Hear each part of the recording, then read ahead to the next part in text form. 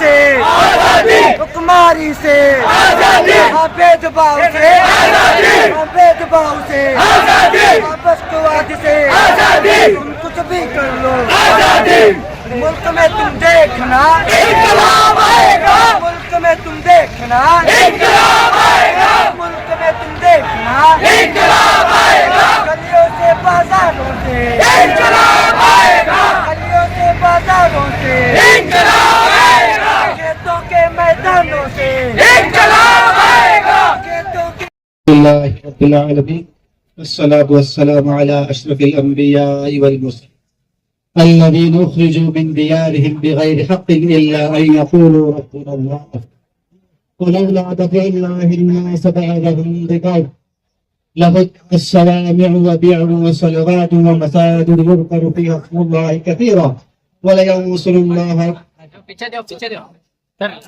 صدق الله العلي العظيم। तमाम साथी खामोश रहे तो मैं अपनी बात को आगे बढ़ाता हूँ। तमाम लोग खामोश रहना है भाई। आज हमें जो यहाँ पर आए हैं सिर्फ नाराबाजी करने के लिए नहीं आए।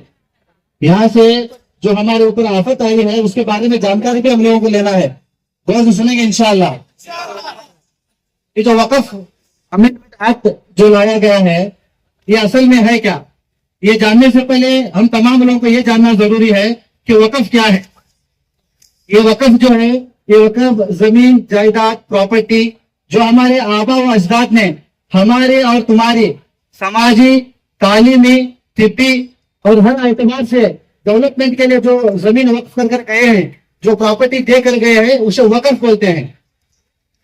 हम तमाम लोग इस बात से वाकिफ होना जरूरी है। इसमें से सबसे पहले जो है एक टर्म बहुत यूज में आ रहा है, हम तमाम लोग सुन रहे हैं उसके बारे में, वो है वक्फ का यूजर। ये क्या है बोले तो इस्तेमाल जो करते आ रहे हैं उसके वजह से चंद प्रॉपर्टी हमारे पास वक्फ है। तो सबसे पहले समझना है वक्फ का यूजर क्या है।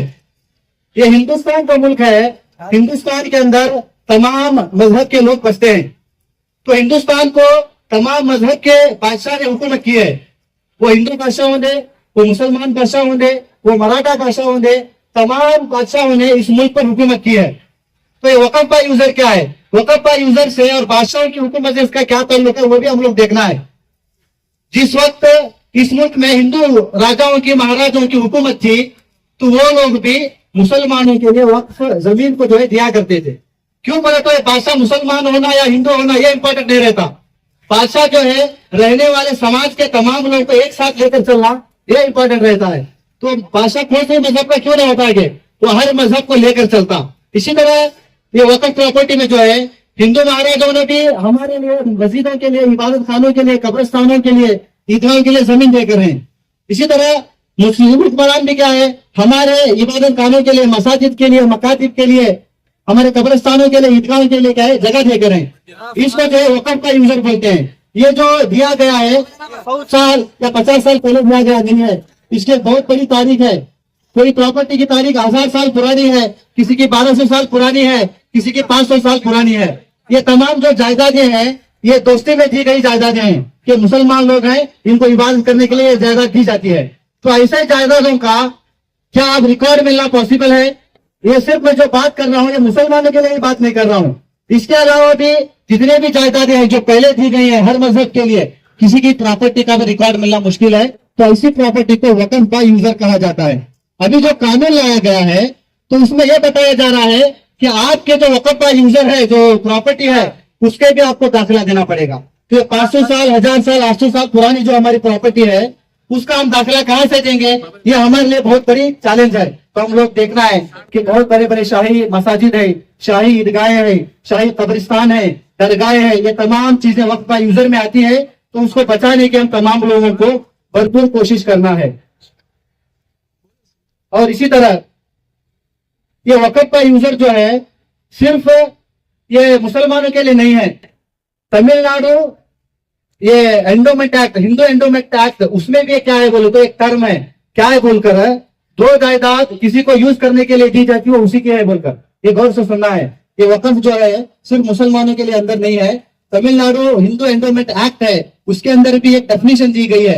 उनके अंदर में क्या दी गई है जो भी चीज, जो भी प्रॉपर्टी किसी काम के लिए दी जाती है, दान की जाती है, तो उसका रिकॉर्ड रखना लेना जरूरी नहीं है, उसी के लिए हो जाती बोलकर वो भी डेफिनेशन है। तो उसी के मुताबिक वक्फ का यूजर भी क्या है, बाय डिफॉल्ट मुसलमानों का है। ये चीज हमें ध्यान में रखना बहुत जरूरी है। इसी तरह आगे चलकर अभी आने वाले दिनों में जो भी अपनी जायदाद को वक्फ कर रहा, वो बाय प्रैक्टिस 5 साल से मुसलमान होना बोलकर क्या है, उसके अंदर एक क्लॉज डाल कर रही। मैं इसी पर अभी आपको बताया, ये हमारा इलाका ऐसा है हिंदुस्तान का, यहाँ पर एक दूसरे में मिलाप बहुत है, हर मज़ाहिब वाले मिलकर रहे थे।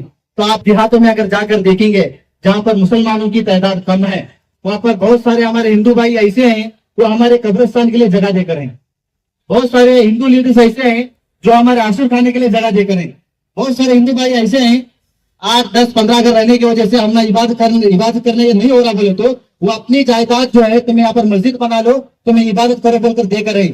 इसका मतलब क्या है, यहाँ के रहने वाले हिंदू, मुस्लिम, सिख, ईसाई तमाम भाई मिलकर रहना चाहते। तो इसमें जो है गवर्नमेंट क्या करना चाहती है, 5 साल का प्रैक्टिसिंग मुसलमान रहे तो वफाज क्या है, उन्हें वक्फ को आगे दान दे सकता बोलकर एक क्लॉज लाकर क्या है, हमारे जो मज़ाहिब में जो है एक लड़ाने की कोशिश करना चाहती। ये हम तमाम लोगों को जो है सोचने की बात है।